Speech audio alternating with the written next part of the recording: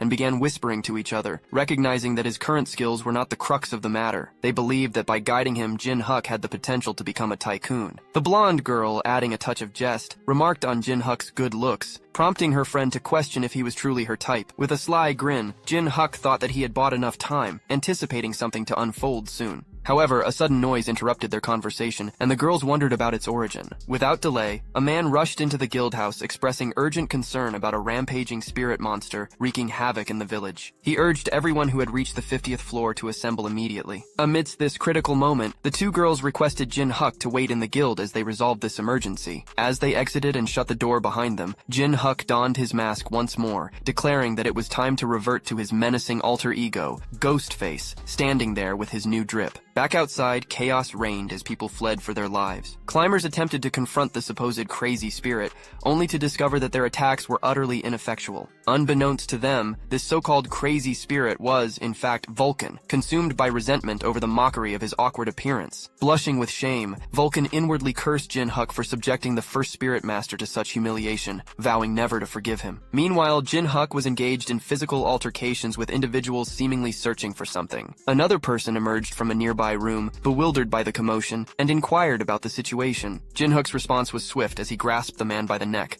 hoisting him into the air. He noticed a plethora of books inside the room the man had come from and demanded information. Jin Huk explained that given their guild's affiliation with the Holy Kingdom, he required a list of other guilds and their precise locations. The gasping man questioned Jin Huk's wisdom in making enemies of 2 members of the 9 Star. Jin Huk expressed gratitude for the man's concern, but warned that now was not the time to worry about others. Terrified, the man reluctantly pointed toward a desk inside the room he'd exited. Jin Huk thanked him for not wasting his time, releasing his grip. As Jin Huk perused the papers on the table, he discovered information about the Pelin siblings, realizing that the individuals before him were their pawns. He silently vowed to bring them all under his control, burning the papers as a symbolic gesture of his intent to dismantle them slowly. The scene shifted to Gold Lich, who was reviewing reports when an envelope slipped from the stack, catching his attention. Intrigued, he opened the letter, wondering why Puppet had sent a separate message alongside the report. reports. As he read the contents, a moment of eerie silence enveloped him, followed by a nervous, sweat-inducing realization. Gold Lich exclaimed, "Ghostface! How in the world do you know about this?" Due to Jin Huk's involvement in igniting the building, a massive fire suspected to be an act of arson engulfed the village. Unfortunately, all witnesses on the scene perished. Beck Halo, the guildmaster of the White Swallow, expressed suspicion about a prospective recruit. Beck inquired about the individual's appearance and attire from two young women. Strikingly, their descriptions of Jin Huk differed. The blonde girl depicted him as a handsome man with a prominent nose bridge, while her friend described him as unattractive with a short, stubby nose. They exchanged shocked glances, realizing Jin Huk might have employed hallucination magic. The narrative shifts to Jin Huk in a room where Vulcan emerged from a portal, and Jin Huk praised his performance with an arrogant grin. Jin Huk mentioned rumors about a fearsome ghost. Vulcan, frustrated, questioned if he was mocking him. He also inquired if Jin Huk had completed his mission without detection. Jin Huk confidently admitted to using effective hallucination magic, causing everyone to remember him differently. When Vulcan asked about the gathered information on other guilds, Jin Huk stated that having it in his mind sufficed. Suddenly, a knock at the door interrupted them. Vulcan asked if Jin Huk had requested room service, but Jin Huk denied it. He donned his mask and devised a plan. He'd open the door on the count of 3, and Vulcan would apprehend the visitor. Jin Huk counted 1, 2, 3, and Vulcan swiftly summoned chains to capture the knocker, revealing it was Hal Xiang. He informed Jin Huk that Puppet had sent him to convey that the Gold Lich had arrived at the 10th floor branch. Upon reaching the 10th floor, they encountered numerous knights. Jin Huk inquired about the Gold Lich's whereabouts, and the Gold Lich himself acknowledged Jin Huk's audacity and commended his courage for showing up. With a menacing demeanor, the Gold Lich warned Jin Huk of a steep price to pay, declaring that individuals who possessed knowledge of certain matters couldn't exist within the tower. As the Gold Lich departed, he ordered the knights to escort Jin Huk, barely clinging to life, to his room. Jin Huk's demeanor turned menacing as he challenged the knight leader, asking if he desired a fight. In response, the knight leader ordered his comrades to prepare for battle, but before they could react, Jin Huk delivered a powerful punch to the leader while chastising him for foolishly revealing their strategy. The other knights watched in shock as their captain was defeated. Without hesitation, Jin Huk swiftly incapacitated all the standing knights and then advanced towards the Gold Lich, wielding the knight's equipment. The Gold Lich, in a dramatic turn, caused the gold coins around him to levitate, almost resembling liquid. The coins transformed into projectiles and barraged Jin Huk relentlessly. Internally, Jin Huk recognized this power as golden power, where the Gold Lich converted gold into mana for his attacks. Jin Huk skillfully deflected the onslaught of coins and questioned if that was all the Gold Lich had to offer. However, the Gold Lich wasn't finished. He morphed the gold into sharp-pointed blades, warning Jin Huk that the majority of the gold in the branch could unleash a devastating wave. Even if it's the so-called ghost face, he will be critically injured. Just as an explosion occurred around Jin Huk, seemingly ending the confrontation, Jin Huk surprised the Gold Lich by revealing he wasn't defeated. He held a spear to the Gold Lich's neck, claiming victory in their verbal battle. Pushing away the spear, the Gold Lich arrogantly remarked that he could easily eliminate someone like Jin Huk if he wished. To the Gold Lich's shock, Jin Huk countered, stating that he couldn't be killed. Jin Huk emphasized that the Gold Lich hadn't inquired about his information source, and that they intended to capture him alive. Jin Huk offered to reveal his source, leading the Gold Lich to request his presence in a grand room. Jin Huk marveled at the opulence of the room, acknowledging the power of money. The Gold Lich then activated his power, creating sharp blades that sealed them off from the outside world. He demanded to know the person who had informed Jin Huk about his ownership of the auction. The auction serves as an expansive system enabling the trading of items within the tower. However, this intricate system wasn't a natural occurrence within the tower. It was crafted by a singular individual, Gold Lich. Internally, Gold Lich harbors concerns that the exposure of this truth could undermine the very foundation of his Gold Lich enterprise. With a fiery glare, Gold Lich interrogates Jin Huk, inquiring about the source of the information that implicated him as the auction's owner. Jin Huk, donning a smirk, playfully reveals that it was merely a ruse devoid of any concrete origin. Unsatisfied with Jin Huk's response, Gold Lich forges a substantial golden labrise, brandishing it menacingly while questioning if the loss of an arm and leg wouldn't severely hinder Jin Huk. As Gold Lich launches his assault, Vulcan materializes and delivers a powerful punch, shattering the formidable lays into fragments. Gold Lich's eyes widen in astonishment as he comprehends that Jin Huk has employed a soul soldier. Maintaining some distance from Jin Huk, Gold Lich astutely observes that only a spirit master possesses the capability to wield soul soldiers, prompting him to inquire how Jin Huk has acquired this skill. Jin Huk removes his mask, revealing a wide grin as he addresses Gold Lich by his true name, Creditor William. Acknowledging Jin Huk, Gold Lich queries how he is still alive. Jin Huk proceeds to recount the events of the raid on the 600th floor, the betrayal by the 9-star, Bale's bestowed gift, and his subsequent resurrection. Gold Lich is left deep in thought hearing this narrative for the first time, while Vulcan regards Jin Huk with newfound interest. Gold Lich then conveys his disbelief in standing before the person he thought was Cha Jin Huk. Jin Huk counters by affirming that his identity remains unchanged, albeit with a dash of surprise. Gold Lich Lich subsequently inquires about Jin Huk's motives, to which Jin Huk responds by expressing his need for financial assistance from the Gold Lich Company. He proposes a sponsorship-type contract. Gold Lich, however, asserts that Jin Huk shouldn't speak of the company as if it were his own. Jin Huk rebuts this by emphasizing his significant contributions, highlighting his role as a founding contributor and the largest shareholder of the Gold Lich Company. Noting Jin Huk's assertiveness, Gold Lich remarks that he finally perceives the true Jin Huk. In their conversation, Jin Huk humorously quips that he is indeed the genuine Jin Huk. Gold Lich then underscores the necessity for reciprocity, even if Jin Huk is without a doubt the authentic Jin Huk, emphasizing that a contract requires both parties to contribute. Jin Huk proceeds to offer valuable insights he's deduced from the wealth of information he's collected and synthesized over time. Gold Lich, intrigued, agrees but mentions that the price will be determined after hearing Jin Huk's revelations. With a focused demeanor, Jin Huk begins by revealing the 9 Stars' sinister plan to undermine him. He posits that this implies the existence of a mastermind orchestrating the scheme, given the strong-willed nature of the siblings, making them unlikely to cooperate unless commanded by a power higher than them. That higher authority, he asserts, can only be the tower's 4 monarchs. Gold Lich is visibly astounded and asks Jin Huk to pause, inquiring if he is referring to the tower's 4 royalties. Jin Huk confirms this and explains that the 4 royalties are driven by the desire to preserve the dominance of their respective species. With other species ascending the tower, which has emerged as a realm from another world, their influence diminishes. As a result, they aim to reach the tower summit or eliminate potential threats that could challenge their supremacy. Those who partake in the struggle stand to become rulers of their respective floors. Gold Lich queries if this is the extent of Jin Huk's deductions, especially since Jin Huk was the primary victim in this situation. Jin Huk reveals that the Oni village on the 100th floor possesses this knowledge. He further adds that he is aware of the sole survivor of that catastrophic event, a young Oni girl named Haru. The scene transitions to Haru, decapitating an orc. She inwardly laments that it's still insufficient to defeat the orc boss. She must significantly augment her strength. Her struggles with the 10th floor boss challenge weigh heavily on her mind. Inwardly, she resolves that to reunite with Jin Huk, she must undergo a substantial transformation. Suddenly, her sword queries why she's groaning when she simply needs to utilize its power. The sword suggests that dispatching the orc boss would be effortless with its assistance. However, Haru declines, citing her promise to Jin Huk not to wield the Dragon Slayer's sword's might. She firmly asserts her commitment to growing stronger on her own, and requests the sword not to engage her in conversation. Gold Lich then voices his puzzlement. During that fierce conflict, the Oni dispatched only a young child and a sword. Jin Huk confirms that Haru and the sword are indeed the targets. He elaborates that to eliminate a single young Oni, they decimated the entire species. In essence, they're handicapping themselves. Inwardly, Gold Lich acknowledges the implausibility, but recognizes that it would explain everything. Jin Huk rises and declares his motive as revenge. He vows to obliterate everyone, including the 9 Star, the supporters of the 4 royalties, and the 4 royalties who murdered Gold Lich's family. With his newfound trust in Jin Huk, Gold Lich channels power from the outside world. Just then, Bal arrives inquiring about Jin Huk and Gold Lich's discussion. The 9-tailed fox chimes in with an unrelated remark, irritating Jin Huk, who snaps at them to be quiet and not disrupt the atmosphere. Gold Lich, finally accepting Jin Huk's offer, expresses his willingness to provide Jin Huk with his insights. Still somewhat skeptical, he challenges Jin Huk to prove that he is truly Cha Jin Huk. At this moment, Jin Huk lets out a weary sigh and questions whether he truly lacked trust to this extent. He inquires of Gold Lich whether such an extreme measure is necessary. Gold Lich responds by emphasizing his role as a merchant, where trust holds immense value and is not something he can afford to take lightly. Jin Huk finds this rather irksome, prompting him to reach out to Bal for a character reference. Jin Huk proposes a handshake, but Bal, still hesitant, requests not 1 but 3 handshakes as a condition for vouching for him. Jin Huk agrees and completes the handshakes, with his title Peak of All Evil on the line. Bal vouches for Jin Huk. Gold Lich, compelled by this display of trust, offers his hand for a handshake and expresses his willingness to believe Jin Huk. As their hands meet, Jin Huk wastes no time in presenting his initial request to his sponsor. Gold Lich accepts and assures him that if it's something purchasable, he'll acquire it promptly. Jin Huk, resolute in his purpose, reveals his need for an extensive array of weapons suitable for use within the tower, along with plenty of spares. Gold Lich, puzzled, questions Jin Huk's motives, reminding him that he's a spirit master and asking if he's going to start a war on the 10th floor. Jin Huk grins and inquires whether Gold Lich is familiar with the term All-Master, showcasing his status window as evidence. Upon seeing the All-Master class designation, Gold Lich is left dumbfounded, realizing the significance of Jin Huk's newfound strength. Jin Huk proceeds to explain that the All-Master class, as the name implies, enhances all of his stats, even for weapons he's never wielded before. It imparts a profound sense of familiarity, as if he has years of experience with each weapon. Inwardly, Gold Lich acknowledges that while Jin Huk may be currently weaker due to reincarnation, his potential has skyrocketed. Gold Lich decides that his priority should be to exponentially increase Jin Huk's potential and promptly summons Puppet. Puppet enters, inquiring if their conversation has concluded. Gold Lich then tasks Puppet with procuring and gathering all the weapons available on the 10th floor, discreetly using various company names to avoid suspicion. Presenting his golden card, Gold Lich instructs Puppet to label the weapons as VIP. After some time, Puppet returns holding a single piece of clothing. This leaves Jin Huk perplexed, as he had expected a much larger assortment of weaponry. Puppet informs Jin Huk that all the weapons he requested are actually stored inside the coat. Initially perplexed, Jin Huk's confusion dissipates as Gold Lich grins and reveals the coat's true nature, a subspace coat. This remarkable coat possesses a lining that connects to a subspace capable of storing as many inanimate objects as a large storage room could. Furthermore, its temperature, size, and color are adjustable at the user's will, and it's enchanted with protective magic. Gold Lich emphasizes that this item is exceptionally rare within the tower and advises Jin Huk to use it with care. With his newfound drip, Jin Huk playfully suggests that Gold Lich should also exercise caution, given Jin Huk's ambitious spending habits. The scene transitions to a portal opening, and Kim, along with his two companions, emerges from it, barely clinging to life. One of them, in blue, notes that since they challenged the boss as a party, they didn't earn any achievements but survived thanks to Kim's support item. The one in orange laments that they've exhausted all their resources before reaching the 10th floor and questions how they'll continue their climb. Kim, wearing a joyful expression, reassures them by mentioning the White Swallow Guild's presence on the 10th floor, suggesting they'll find support there. However, his thoughts secretly turn to Jin Huk, now identified as Ghostface. He clenches his teeth in anger and vows to make Jin Huk pay for the humiliation and threats. Returning to a cheerful demeanor, Kim informs his companions that they're about to enter the bloody revenge battle. Upon arrival, they are shocked to discover the building in ruins. Night falls, and they learn that other guild members have evacuated to the 30th floor. With limited skills and resources, they ask Kim for guidance, realizing the challenge of reaching the 30th floor under these circumstances. As Kim remains silent, the man in blue prompts him to say something, while the man in orange expresses their trust in Kim, highlighting that aside from his guild affiliation, he's nothing special. Internally, Kim seethes with frustration, considering his companions useless. He contemplates using this opportunity to rid himself of them, believing they wouldn't have passed the 10th floor without his help. Suddenly, their attention is drawn to a trembling and whimpering baby fox on the street. Kim, irritated by their lack of food to offer, scolds the fox when it dares to lick his foot. Frustration boils over, and Kim cruelly kicks the defenseless creature, causing it to cry out in pain. In a moment of cruelty, Kim vents his own stress by relentlessly kicking the fox while cursing his misfortune and lamenting that everything in his life seems to go wrong. Then a glimmer of light appears in a dark alley, and in a flash, Kim's foot is severed by a swift knife strike, leaving him bewildered. Menacingly, Jin Huk commands him to cease his brutality, warning that it will take time to tend to the injured fox. Kim, racked with pain, pleads for the stranger's identity, but Jin Huk ominously proclaims that he's about to become the owner of the very fox Kim callously mistreated. A few moments earlier, Jin Huk strolled through the streets alongside Vulcan. Jin Huk mentioned they had one final destination in mind, the Tower of Class Advancement to harness spirit power. Vulcan, inquisitive, inquired about the purpose as Jin Huk was already a spirit master. Jin Huk explained that his class advancement was akin to becoming an all-master and regaining memories from his previous life, although he had yet to acquire spirit power through cultivation. Vulcan pondered the idea. Jin Huk suggested they take a break from spending the Golden Lich's wealth tonight. Suddenly, a notification alerted them that the nine-tailed fox had detected something. Bal pointed in a specific direction, prompting Jin Huk to look. As they gazed in that direction, the nine-tailed fox fell silent, leaving Jin Huk curious. She eventually requested his assistance, revealing that her baby was in peril. Bringing us to the present moment, Jin Huk was taken aback by the unexpected encounter with the offspring of the mystical nine-tailed fox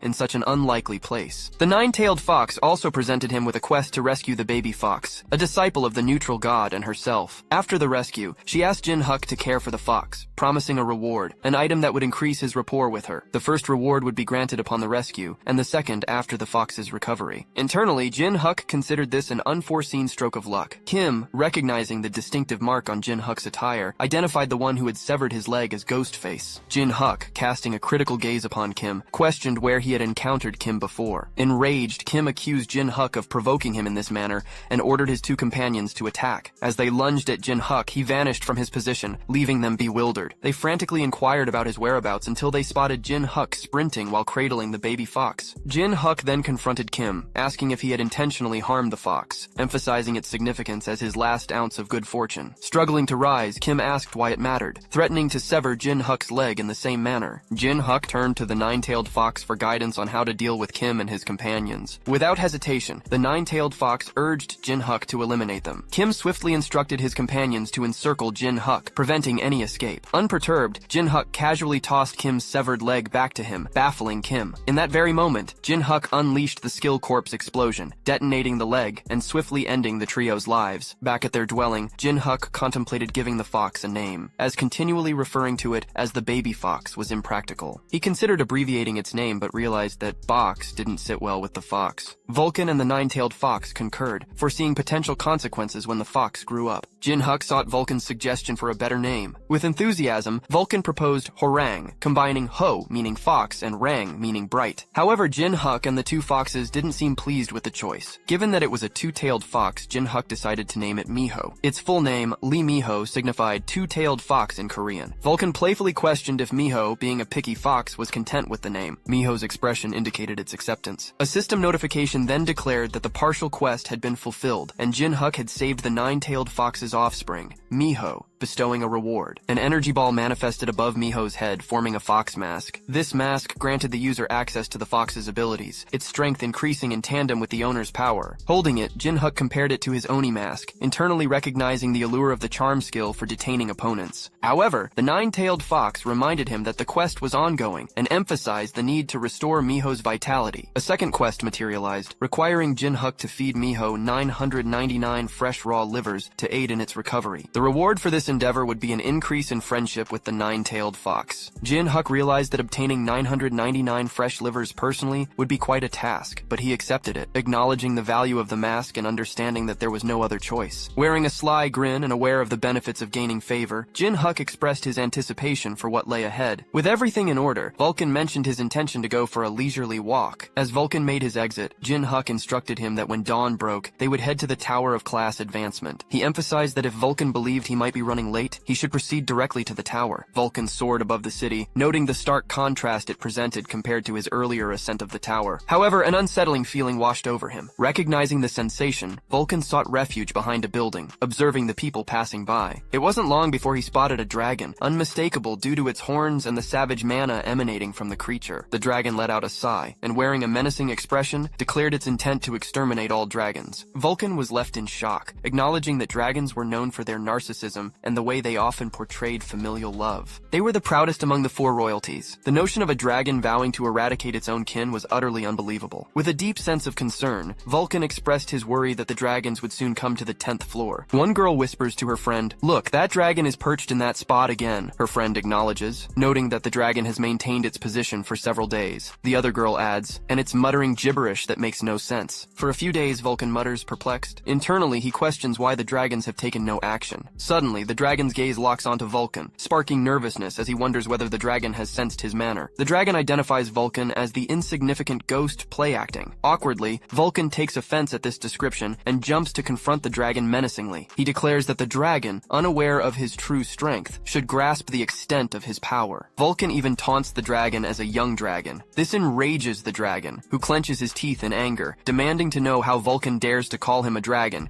and if he wishes to face death. Meanwhile, on the outskirts of the 10th floor, Jin Huk approaches the Tower of Class Change. He mutters his frustration, cursing Vulcan for not returning and wondering why Vulcan hasn't responded to his telepathic messages. Jin Huk opens the door to the tower only to find it deserted. His attention shifts to a voice introducing itself. The man with disheveled hair and a mark on his forehead warmly welcomes Jin Huk and introduces himself as Ken, the climber responsible for the Tower of Class Change. Jin Huk remarks on the desolation, and Ken explains that few people on the 10th floor awaken their mana. It's practically a ghost town. Jin Huk comments and expresses his desire to use the Necromancer's room and asks Ken if it's possible. Ken agrees but requests proof of Jin Huk's awakened mana by having him infuse a crystal orb with mana. Jin Huk inquires if he needs to channel the mana into it, and Ken confirms. Jin Huk places his hand on the orb and begins to infuse it with his dark and mesmerizing purple mana. The power is so overwhelming that Ken can't believe it. He wonders how a 10th floor climber possesses such potent mana. The orb becomes so saturated that it starts to crack and eventually shatters into numerous pieces. Ken's astonishment at the shattered crystal orb was so profound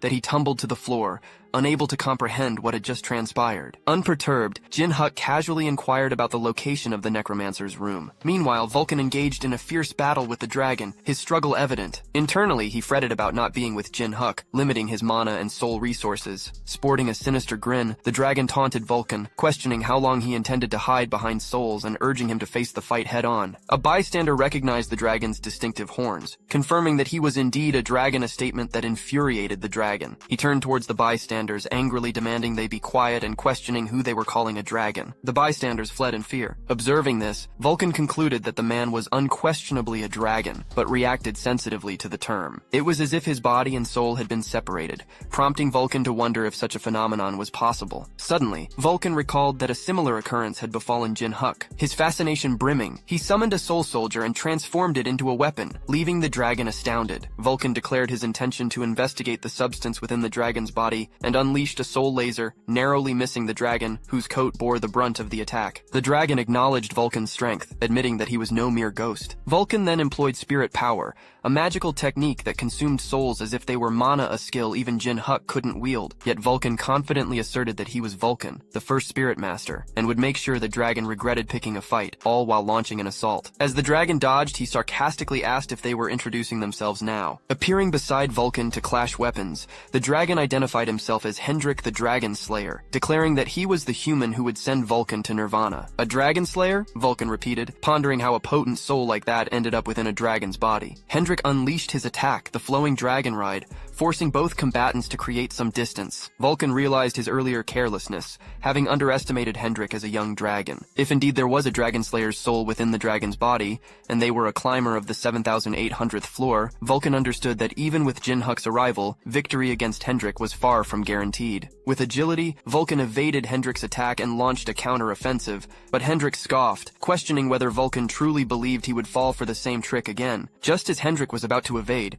Vulcan utilized Soulbind to seize Hendrik, rendering him immobile. Vulcan then unleashed a massive attack, directing it at Hendrik. However, Hendrik countered with his own technique, 10,000 slashes, slicing through the spirit arms that held him. Suddenly, Hendrik's attention shifted to a colossal spirit hand hurtling towards him. This attack, Soulbind Giant, was executed by Vulcan and was of colossal proportions. It struck right where Hendrik stood, causing significant damage to the surroundings and the village. After that intense battle, Vulcan breathed a sigh of relief. It had been a close fight, and he'd exhausted all the mana and souls Jin Huk had temporarily provided. Surveying the damage, Vulcan observed that the dragon wouldn't be able to move for some time, giving him the chance to escape. However, a few seconds later, a crack appeared on the giant shadow hand, and the dragon broke free from its grasp. He breathed heavily, called Vulcan's name, and then burst into boisterous laughter. He vowed to personally slice Vulcan into pieces the next time they met, raising his sword as a solemn oath. Meanwhile, Jin Huk conversed with the yellow-haired man about the numerous rooms in the area. The man noted the diversity of magic paths and couldn't help but wonder about Jin Huk, a 10th floor climber, who even a 35th floor climber couldn't contend with. Recalling the man's name, Ken, Jin Huk admitted that he was an alright mage and a useful guide. As they reached their destination, Ken introduced it as the Necromancer's room. Jin Huk observed the reagent corpses and books, noting that it was a room that necromancers dream of. Ken assured Jin Huk that if he needed anything, he should let him know,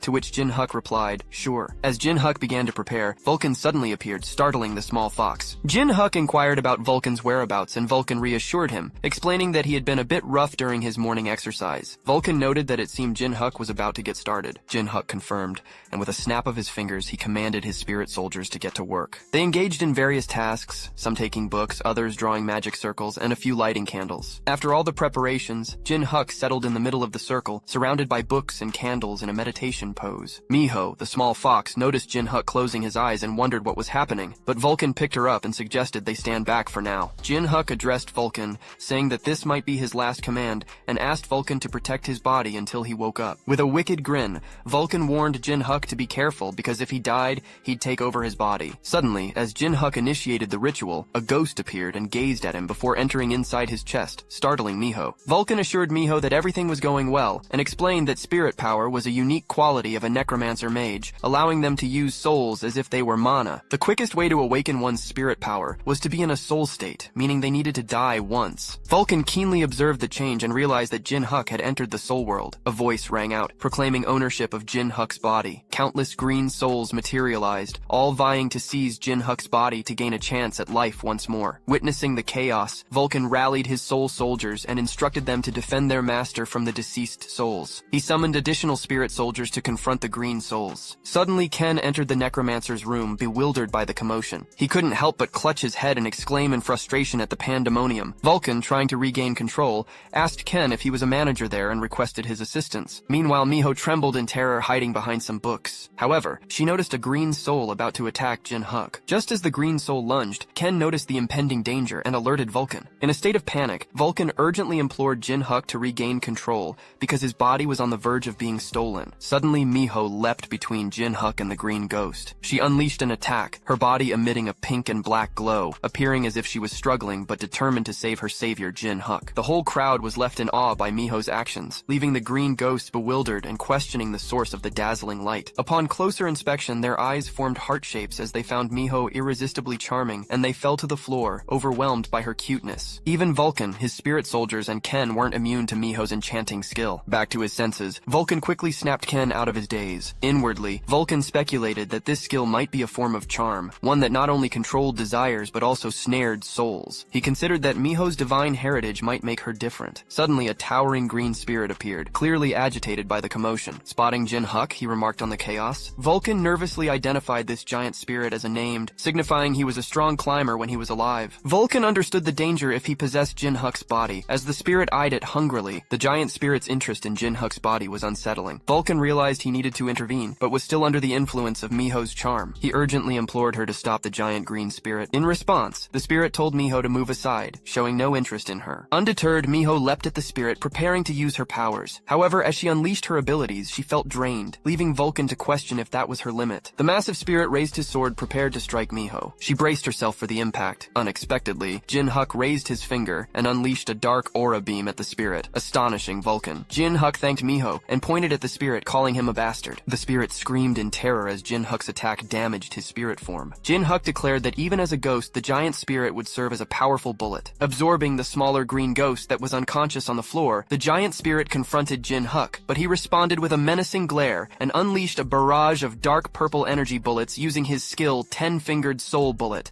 obliterating the spirit and the wall behind the spirit. Vulcan marveled at Jin Huk's ability to gather spirit power on his fingertips and deliver such a devastating attack. Observing the aftermath and the destroyed wall, Jin Huk removed his mask and casually responded to Vulcan, acknowledging that the attack wasn't too shabby. Sometime later, Puppet arrived at the scene and was taken aback by the chaos. He asked what it took to turn the tower into such a mess. Jin Huk briefly explained that it was a long story, and then inquired about the purpose of Puppet's visit. Puppet explained that he came to deliver items to Jin Huk. Among the requested items were deadly poisons of varying potencies, a firestone filled with fire energy, and a frost stone containing ice energy. Vulcan remarked that Puppet was faster than expected. Jin Huk questioned why Puppet was giving him these items when they were meant for raids on floors above the 100th. Puppet replied with a smile, mentioning that this was his final task as the branch manager of the 10th floor. He expressed his intention to return as a climber to become stronger, setting the tower's pinnacle as his goal. Puppet believed Jin Huk would bring significant changes to the tower, and with his skills from the 100th floor, he could become the best merchant. Jin Huk admired Puppet's determination, noting that he was somewhat like Gold Lich in the past. Holding the case, Jin Huk assured Puppet that once he obtained the necessary skills, he would share his and Gold Lich's plans. Puppet thanked Jin Huk and left in a carriage. Jin Huk and Vulcan watched Puppet's departure from the damaged wall. Vulcan commented on Puppet's departure, and Jin Huk decided it was time to indulge. He sat down and expressed his intention to consume the crystals. Vulcan questioned if there was another reason, to which Jin Huk explained that his gluttony trait would absorb the power of the things he ate. As he prepared to ingest the crystals, he asked Vulcan if he wasn't curious about the powers he would gain from consuming them. After that, Ken awakens and suddenly starts screaming, anxiously warning Jin Huk that it's dangerous, likely from a nightmare. Vulcan notices that Ken seems disoriented, so he inquires if he's okay. Ken then asks about Jin Huk and the fox. Vulcan reassures him that both are fine, but his tone shifts as he glimpses something concerning. Ken queries him about this just as a piercing scream echoes through the room. The scream emanates from Jin Huk, who writhes in agony while devouring the fur stone. Miho trembles and watches him with concern. The nine-tailed fox becomes furious, warning Jin Huk not to display such behaviors in front of her offspring. Jin Huk employs his skill, gluttony, kneeling amidst the flames, and after a few moments, successfully consumes the stone. The system then notifies him that he has gained burn resistance. Holding a vial of poison, Jin Huk declares that it's now time to acquire poison resistance. Moments later, the spirit soldiers are observed gathering the lifeless orcs into a substantial pile. Jin Huk then complains that his stomach hurts, prompting Vulcan to question why he's subjecting himself to such pain. Jin Huk asks him to clarify, stating that he needs all of it. Frustrated, Vulcan remarks that Jin Huk's resilience in drinking all that poison makes him quite tenacious. Jin Huk explains that he had previously informed Vulcan about the combat techniques of the 9-star, necessitating his preparation by acquiring resistance to various elements. Meanwhile, numerous notifications appear behind Jin Huk, revealing his newfound resistances to all poisons, burn resistance, and freeze resistance. Jin Huk emphasizes the importance of poison resistance as one of the 9-star members specializes in poisons, and had he been aware of their tricks, he wouldn't have met such a gruesome fate. Suddenly, a spirit soldier arrives, and Vulcan asks if these are all the orcs in the vicinity. The spirit soldier nods in agreement. Gazing at Miho, Jin Huk mentions that she has waited long enough and it's her turn to eat. Vulcan suggests removing the liver and feeding it to her, to which Jin Huk agrees, noting that Miho is still a baby when considering her as a human. However, Miho takes everyone by surprise when she suddenly reveals menacing, razor-sharp carnivorous teeth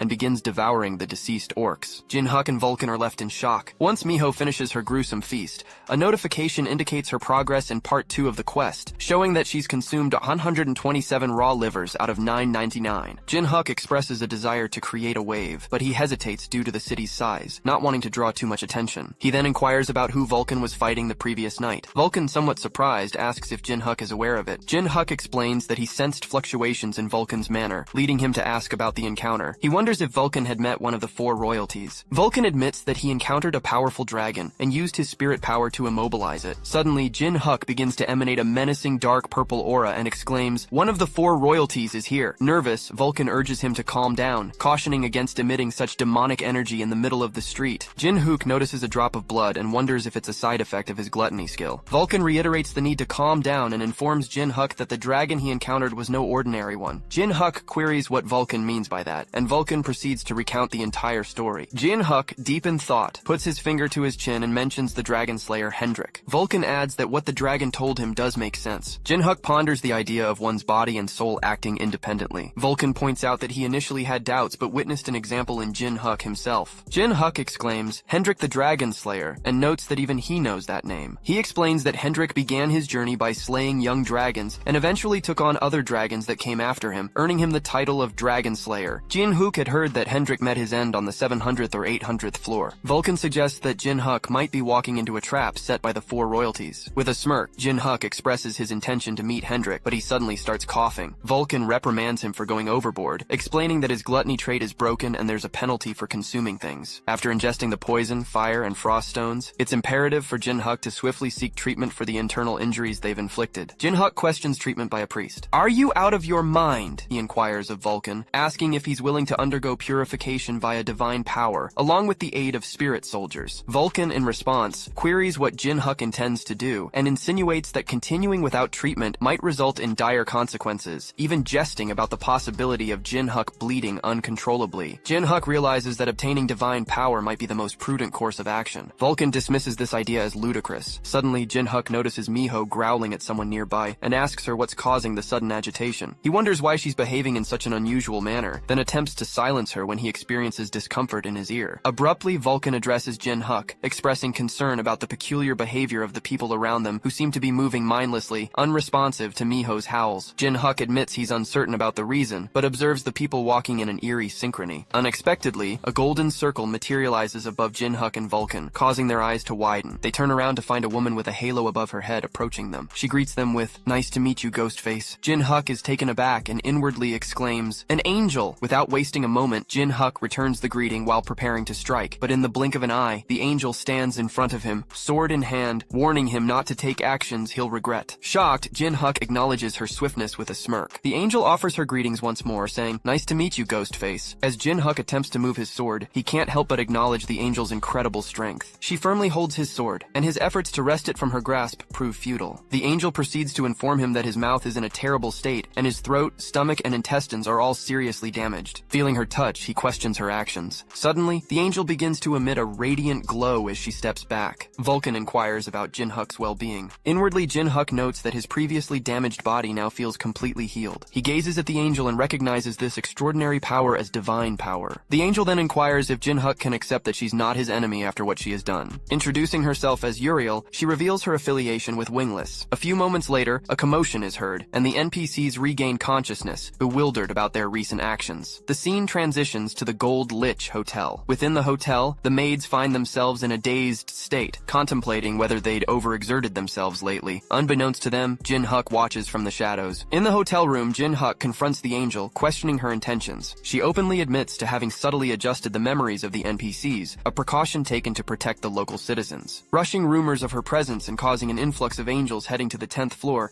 would have been detrimental. Jin Huk privately muses that her methods might be excessive but not entirely reckless. Memory alteration, huh? Not a bad idea, he remarks. Concerned that she might use this on him, Jin Huk seeks reassurance. She explains that it is impossible to manipulate the memories of individuals with a strong sense of self like himself. Uriel then brings up Miho and Vulcan, prompting Vulcan to acknowledge her ability to perceive him. Jin Huk questions why she sought him out, and she enigmatically speaks of the one who wears the mask, condensing grotesqueness and defying the heavens. She prophesies that despite their weaknesses, Jin Huk and his followers will ultimately succeed. Speculating that her visit is related to a prophecy within Wingless, Jin Huk inquires if it is a divine revelation. Her response is, it's similar. Inwardly, Jin Huk surmises that the one who wears the mask condenses grotesqueness likely refers to him. He then asks about the group Wingless, since it is his first encounter with them. Suddenly, Uriel removes her coat, revealing her back and the absence of wings, a shocking sight. She explains the dire state of the angels, driven to madness by greed. Those who defied them were branded as sinners and cast out, subjected to the punishment of having their wings a symbol of angels torn away. In short, they were angels no more. Uriel reveals that Wingless is a collective of angels like herself, all once part of Utopia, the city of angels. According to the prophecy,